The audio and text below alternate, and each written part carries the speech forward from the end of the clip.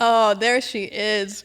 She is, she's got the power pose going on. Yeah. She's just waiting for some enemy to show up so she can beat them up. Sweet. She's twirling the arrow around. What an awesome idle animation. Her idols are really, really cool. But one thing actually to point out here is that you can see just in her stance and how she's walking, she has a very unique strafe animation where she's not actually turning back and forth. She's always ready. She's got her bow in her hand, ready to shoot. And so she's just hanging on to it at all times and not turning. So we did some really cool special treatments to her strafes. And we'll be getting into that a little bit more when we get into her kit. Awesome. Well, before we get into the kit. I was going to say bow hunter as well. When's the last time we've had a bow hunter? It's been so long. while. Maybe Hachiman was the last one? I think so. Wow. 5 years, That's I think. been a long time. But let's 5 years. yeah, right. That hurts to say out loud. Let's just get a showcase of the kit. Let's see it all at once. Lay it on us. Let's see the kit.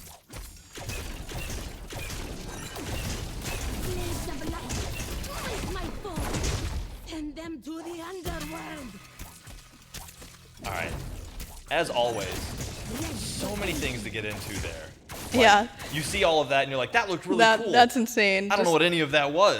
That's what we're here for. That's what we're ready to break it We down. do. Yeah. So let's just start off with the basic attack. So I mean, super cool basic attack. You got the bow shot. We haven't seen arrows in a long time, and even still, these arrows are incredible. They're like these lightning arrows, I guess. They're kind of lightning. They're also kind of holy energy because remember, she's the queen of heaven. So That's what true. she's doing is she's kind of harnessing this heavenly, again, kind of lightning-y energy because she's got that throwback to the storms with the lions and things like that. So it's kind of a combination of lightning and holy energy that she's shooting. Like holy energy lightning arrow. Okay, that's cool. So let's get into the passive then. I see the little marker there for it, which looks fantastic. The passive is called Mark of Vengeance. What's that about? Yeah, so again, Ishtar is kind of a vengeful goddess. When people seems piss that her way. off, she's going to fight back. So how this works is that anytime that you get beneath 75% health, the passive will trigger. And so what that means is it's going to mark the enemy that most recently hit you. And it's going to show a big old star above their head. It's actually the star of Ishtar, this 8-pointed star that you see here. That's the marker. And so what happens is every single time that you auto-attack them, you get attack speed up to a stat cap. And then when you kill them, during that point, you also get movement speed. But again, it has to be while the passive's active, and you'll see there that the gem actually in your passive meter fills back up as it's returning back to cooldown. So it only happens when that center gem is full. And again, you'll see it's activated now because she's under 75%. Yeah. And then if she kills him, which we're throwing at everything there, now we've got the movement speed.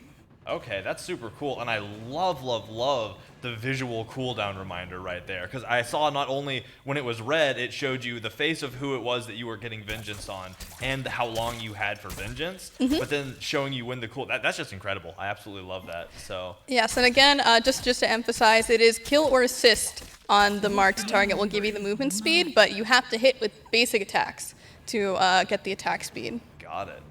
Well, that is super cool, and again, just what a great visual effect for that. I also love the like overhead thing. Yeah, I also saw like her horns glowing and stuff there. Yes, there's actually very special effects treatments going on across your kit, but you'll notice that you have the attack speed when your bow is glowing in the center, and then also when her horns glow is how you know that you have that passive attack speed going on. Super cool.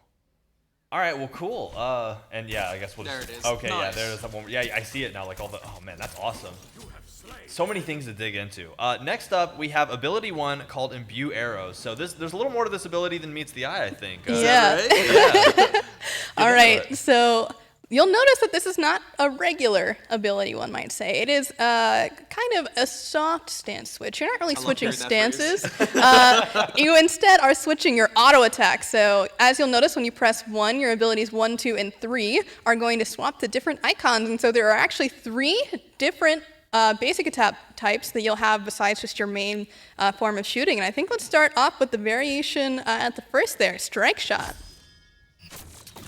So this is a lob shot Yeah, like a lob. that basically creates this strike in an area of effect, which is great. And so each of these kind of have their own different use case. Strike Shot has bonus damage on it in this area. It can also be shot over walls.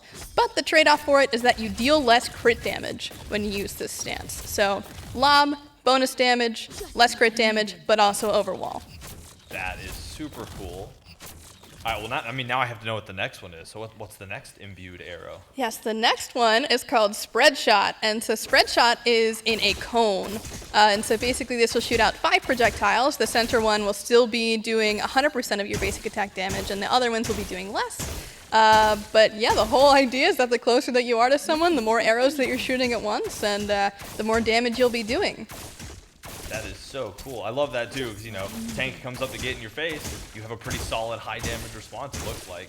Yes, So- and one important thing to note about this is that Spread Shot only procs item effects on the center arrow. So you're not getting 5 not chin getting size, you're not getting 5 Xy's. That makes Good sense. to know. Good to know. You're only getting 1 from that center arrow. Got it. So you still have to, you know, be accurate, but you're doing a bunch on the side too, even if you're not Yes. perfectly accurate. That's really cool. Exactly. So I believe there is one more imbued arrow. Yes, the last one is called Storm Shot, and so this one is a long-range snipe. And how this works and what the trade-offs are with this is that the shot will, of course, go farther. That's your advantage. You're doing less damage is the other kind of trade-off for this, but your projectile speed is actually increased by 20%. So if these guys move faster, they go farther, but they deal less damage. So you use this with Griffin Wing and like they're just Oh, they go so zipping. yeah, you're fast. just They go so zapping fast. That is so cool. So for one, that's one ability we just talked about. Yeah, which that is was one. Incredible. And, Yeah. and I love all of the options it gives you, you know? Like there are some that are going to help you for poking around a fire giant or around a major objective. There are some that are going to help you for clearing lane. I mean, if there's a team fight happening over the wall, what could it hurt to lob some arrows over there and see what happens? I really do love that you have all of this variety here. Yeah, of And course. It's incredibly exciting. Yeah, and one important thing here that our driver is showing off is that none of these hit structures. So basically, you can't hit towers from outside the range. You also can't destroy things like Terra Pillar or Donjaburo Bottle or anything like that. Right. And that's just consistent across all of our other stims that change your basic attack in some way. That's just how they work. So all of that functions exactly the same. And yeah, that's Imbue arrows. Yeah, that is literally ability 1, Imbue arrows. That is so cool. I love the variety, and I'm gonna love being able to play with that. So next up, second ability, Rolling Thunder.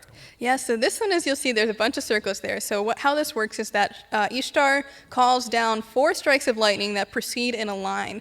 But the cool thing about this is you can decide which way you want the lightning strikes to proceed, either going from Ishtar and out, or coming out towards Ishtar.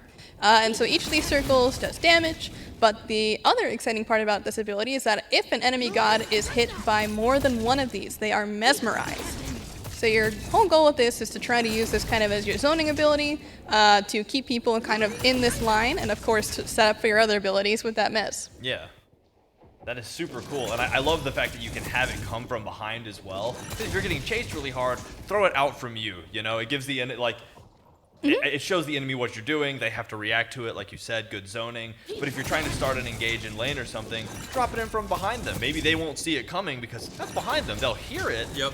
but you get the drop on them and you get to start your engage on the upper hand. I Yeah. think that's really, really cool. Definitely like in playtest when you're boxing on another hunter. I like playing a little more on the passive side, so as Yeah. soon as I see them kind of like getting ready to approach me, I drop it behind them and it just stops all aggression immediately. It's like, I Yeah. got you before you can get to me. Dangerously diffuse the situation. Exactly. I absolutely love that. Cool. So next up we have the third ability called Jolt. Yeah, so Jolt is Ishtar's movement ability, and so how this works is she basically dashes in a line. And does damage. Yeah, it, right? great. That's Cool. that's it. Okay, Congrats. there is one other thing that this ability does that makes it incredibly exciting, and you'll notice that there's a circle that pops up when he's hovered over Odin. And go ahead and fire that. Yeah. Oh, that's awesome. So there is a conditional backflip on this ability that only goes off if you hit a god. And how this works is you'll see that there's that extra circle that pops up. That circle is actually doing basic attack damage in an AoE. So that can crit, that can apply item effects, and it's all in that little AoE. So, you know, she's got some powerful tools if she decides to go aggressive. Yeah, I mean, it makes sense to do auto attack damage. You can see it looks like she's firing the bow off upside down mid backflip. Yeah, she is That's very, impressive. very That agile. is incredibly impressive. Oh my god, an upside down backflip bow shot. All right, shout out to you, Ishtar. Yeah, the other important thing to note is that no matter how close that you hit an enemy, you always go back the same exact amount of units. So do keep that in mind when playing against Ishtar, that she's always going to the same spot, no matter where she's hitting. Got it. So whether it's max range or whether you're right in their face, you're still backflipping that same distance. Yep. So if you're not trying to put distance between yourself, maybe save the backflip for to try to execute, you know? Yeah, exactly. All right, so next up and finally, we have the ult, Blades of Retribution. Yes, so this ability is really her teamfight tool. As you can see, it's a big old cone, and what happens is that she'll fire out 5 swords of light. And so on the way out, these swords are going to do damage. Each of them does their own individual damage, but if you're hit by multiple, they get reduced. So, you know, you're not going to get blown up if you're in point blank range. Each additional hit gets reduced up to a certain amount. But on the way out, if you're hit by these swords, you are crippled. So that's really her big team fight play, is throwing out the swords and crippling people. But when she calls them back, that's when things get exciting, because if you've been hit by the cripple already and Ishtar calls back the swords and you get hit again, then you're stunned. So then you're really in trouble. Yeah, really a hard time. Right there, using a cripple debuff, and then on the way back, the stun. Yeah, exactly. And correct me if I'm wrong, but it looks like you can kind of choose. Like, there's a timer of when they come back, but you can also choose when you want them to come back. Yes, so you do have the ability to refire it and kind of call them back whenever you want. And some really cool plays have been done with this ability in playtests, where people have moved in different positions when their arrows come out and called them back at certain different places and things of that nature. You can also shoot this over walls.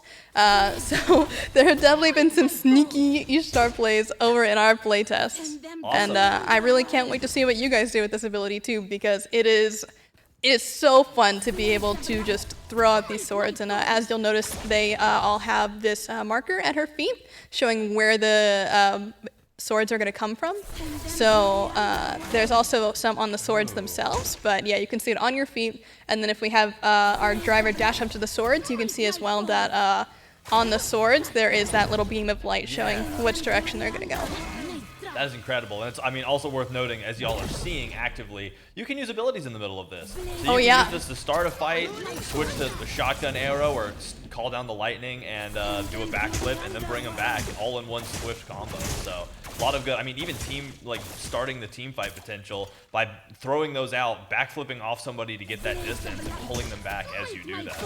Yeah, if you pull them back while you're backflipping, they go to the last valid location that you were at. Got it. So your last valid location is the enemy player that's stuck there. So Nice. that's a guaranteed 5-hit if I've ever seen one. Yeah, what a great combo. So, I mean, just in playthroughs and with y'all having tested this, how do you think she's going to land on the battleground? You think she's going to come in dealing that high damage? Like, what are y'all excited to see from this on the battleground? Yeah, I think she's going to be a super fun hunter. I'm really excited to see how people use her various forms of Imbue arrows and all those different shots. And I think I really can't wait to see what people manage to cook up with Blades of Retribution too, because that ability goes hard. That's all I could say.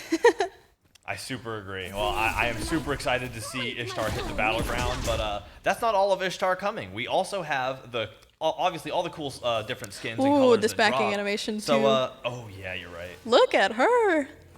Pulling out the swords and everything. Yeah, as you can see, she does use her swords in various animations, whether that's pulling them out for the ultimate, and her backing animation, she does it as well. And then even in her dash, she pulls out her swords and swipes at people along the way. Oh yeah, you're right. I saw. You can even see it in the ghost there in the middle of it with the 2 swords out. That's so cool. Yeah, though she's a hunter, she doesn't just use a bow. True. Yeah, as like we talked about additional